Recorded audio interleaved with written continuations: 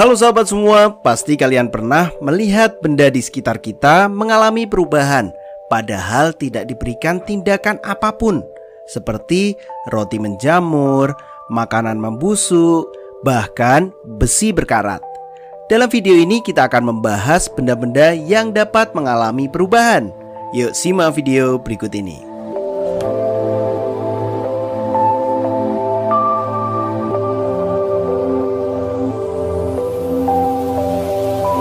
Benda-benda yang kita kenal dalam kehidupan sehari-hari seringkali mengalami perubahan.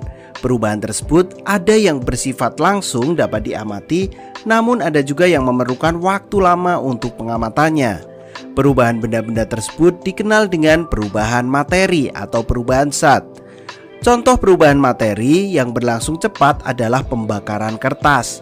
Sedangkan contoh perubahan materi yang memerlukan waktu yang relatif lama adalah proses berkaratnya besi. Sebelum lebih jauh membahas tentang perubahan materi, kamu perlu mengetahui tentang sifat-sifat zat terlebih dahulu. Sifat-sifat benda sangat penting diketahui untuk membedakan nanti perubahan-perubahan yang terjadi pada benda tersebut. Sifat-sifat benda secara garis besar dibedakan menjadi dua jenis nih, yaitu sifat fisika dan sifat kimia. Sifat fisika adalah sifat yang berkaitan dengan keadaan fisik suatu zat.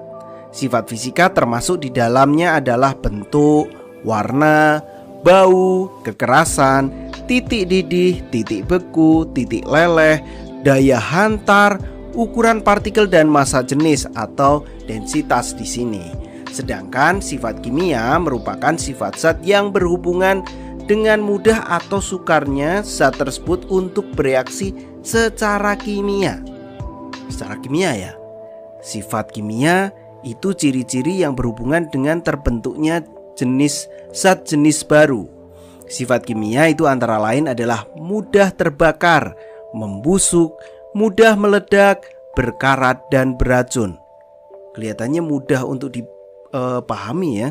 Mudah terbakar, membusuk, mudah meledak, berkarat, dan beracun itu adalah sifat-sifat kimia. Nah, setelah kita mengenal sifat fisika dan sifat kimia, kita akan mempelajari perubahan fisika dan perubahan kimia.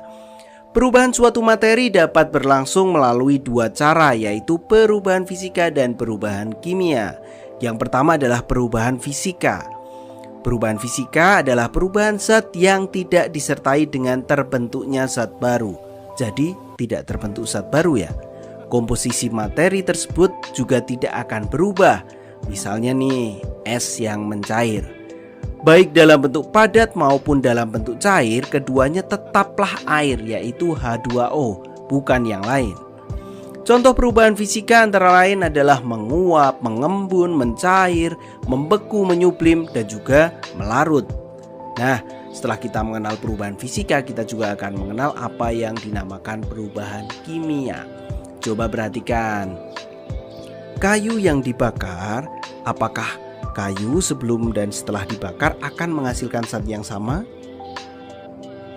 Tentu tidak. Kayu sebelum dibakar itu mengandung serat selulosa, serat yang menyebabkan bahwa kayu itu keras. Namun setelah dibakar berubah menjadi arang, atau yang sering disebut juga dengan karbon. Dengan demikian, pada proses pembakaran kayu diperoleh zat baru yang memiliki sifat berbeda dari sifat zat sebelumnya. Proses pembakaran kayu yang mengakibatkan terbentuknya zat baru merupakan salah satu contoh perubahan kimia. Nah, pembakaran kayu ini merupakan contoh dari perubahan kimia. Contoh lain perubahan kimia yang sering terjadi di alam adalah proses perkaratan besi. Nah, dari proses tadi kita dapat definisikan bahwa perubahan kimia adalah perubahan zat yang menghasilkan zat baru dengan sifat kimia yang tentunya berbeda dengan sifat asalnya. Nah, zat baru yang terbentuk dalam perubahan kimia disebabkan adanya perubahan komposisi materi. Perubahan tersebut dapat berupa penggabungan sejumlah zat atau penguraian suatu zat. Berlangsungnya perubahan kimia dapat diketahui dengan ciri-ciri sebagai berikut. Coba perhatikan Mr. Klik nih, ada beberapa ciri yang mengidentifikasikan bahwa ini adalah perubahan kimia. Ini yang perlu kalian perhatikan, bahwa misalnya ciri-ciri ini perubahan kimia, kita tahu, kita pasti langsung tahu selain perubahan kimia adalah perubahan fisika. Ciri yang pertama adalah terbentuk zat baru. Ciri yang kedua terbentuknya gas. Yang ketiga adalah terbentuknya endapan. Yang keempat adalah terjadi perubahan warna. Dan yang kelima adalah terjadi perubahan suhu.